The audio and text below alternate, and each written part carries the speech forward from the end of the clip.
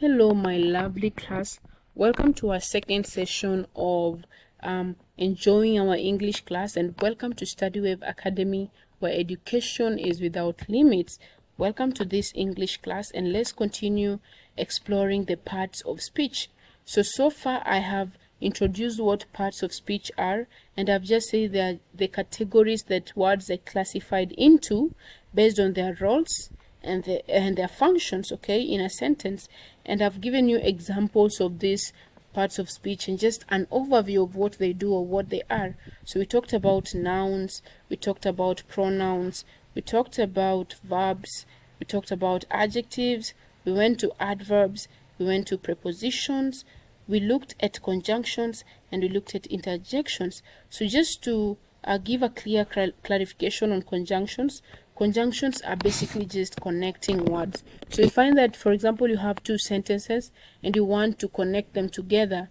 What do you use conjunctions. For example, you'll give a sentence like John is a student in or John is a student at this primary school.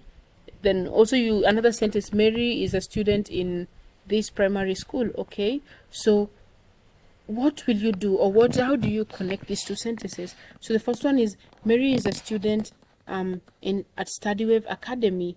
John is a student at StudyWave Academy. So how do you join these two sentences together? You use a conjunction. Now here you will make use of the conjunction and. So you will say Mary and John are students at the StudyWave Academy. Okay, so you see, it's very easy to use this conjunction. So basically we have examples of conjunctions like but, and, or, because, although. So even at a later level we will look at this conjunction in depth and what they are, the different categories, because you find all these categories of the parts of speech, they also have other sub categories or other groups in which they're or how they're divided into. Okay, so we will look at that too. Then with interjections just show or express our strong emotions or exclamations. So for example, you are happy or someone surprised you, you will use exclamations like wow, I didn't expect that, or ouch when you're hurt. So you find that the use of these exclamations and to show your emotions, we use the interjections here. Okay, so don't forget about that. Let's continue now, and now let's look at our main focus of today, nouns. So today class, we're going to just focus on these nouns. We're going to explore them, discuss what they are, understand what they are, and by the end of this lesson we will have a clear picture of what nouns are, and we will be the best students to understand this part of speech called nouns. Okay, so now, what are nouns? Even before I begin, I love asking what are nouns? What do you think nouns are? So that after having your thought, or you having your thought process on what nouns are, let's now move to the main discussion here.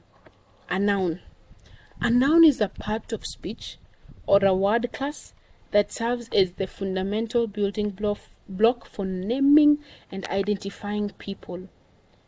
So nouns identify people, they identify places, they identify things or ideas in language. Nouns are the words that give names to the objects, beings, or concepts we encounter and discuss in communications. So they are typically the subject of a sentence. Again, nouns give names to the objects, beings, or concepts we encounter and discuss in communication. They are typically the subject of a sentence. So what I'm just trying to say in simple terms is that a noun is a naming word. That's simple. Nothing to add on it, nothing to subtract on it. So a noun is a naming word. So it gives us names of places, names of things, names of people. All these are nouns. A dog, a cat, Mary, John, chair, table, any object you want to talk about or you have in your mind is a noun. okay? So that is basically what a noun is. A noun is just a naming word. It names people, it names places, it names things, it names even ideas. So for example, even love is a noun, because there's an idea, there are nouns. We will continue discussing this class, and we will find the nouns that we can't touch or we can't hold, and these are the naming words. And here I'm talking about the love, like love, for example. Love is just a noun, but we can't see it and we can't touch it. So you can't touch love and you can't see love. Do you get it? So in our discussion, as we continue exploring and learning together, we will look at the different categories of nouns, and by the end of this class we will be the perfect grade 7 class to differentiate nouns. And even if you're given a group of nouns, to try categorize them or place them in their various categories, you'll do that with ease, okay? So notice that nouns are just naming words, okay? So they're the entity that the action is done to. So for example, if you're cooking for someone, who are you cooking to? So this is the noun, the entity that the action is done to. What action is being done to someone or something? So that something or someone is the noun here, okay? It's the noun here. So nouns are used to bring specificity, okay, and clarity to the words we use in a sentence. So you don't want to talk about general things or generalized things. So nouns are just naming words, okay? So all this that I'm talking about here, class, in simple term, we're just saying a noun is a naming word. Don't forget about that. It's an example of a part of speech. It's a category in the part of speech, okay? And it's a word class too that serves as a building block for naming and identifying people, places, things, or ideas in a language. Don't forget that. Now, let's look at the key concepts to consider when you want to understand the nouns, or you want to understand what these nouns are. So we look at the key concepts here to consider, okay? So these concepts will help us even understand better what nouns do, or what nouns really are, okay? So if you don't understand, or if you understand, here is something that will back up your understanding. If you don't understand, or you're not sure you understand, let's continue learning this, and by the end of this we will get a clear picture of what nouns are. Now the first key concept is of naming and identification. Nouns are used to name or identify entities, whether they are physical or conceptual, okay? So for instance, dog names a specific type of an animal. London identifies a particular city, and justice represents an abstract content or concept, okay? So a noun is used to specify things. So the first concept you have to consider, the key point here to consider, is that nouns are used to name and used for identification. So when you're talking about the animals you love, like you just want to tell us I love animals, we want you to be more specific. So you'll say my favorite animal is the dog, or my favorite animal is the cat. So you see, you're being specific. So whether it's a physical concept or a conceptual concept. For example, I said in the later class we will learn about the categories of nouns. You will look at abstract nouns that you can't see and you can't touch, but they are still concepts, or they're still nouns, okay? So we have physical nouns and these conceptual nouns, okay? Conceptual nouns are like the love I was talking about, the justice here I'm talking about, okay? So nouns help us. The first key concept is that of naming and identification. So you want to be more specific. For instance, dog, it names a specific type of animal. You just not just any other animal. It's just you're being specific. A dog.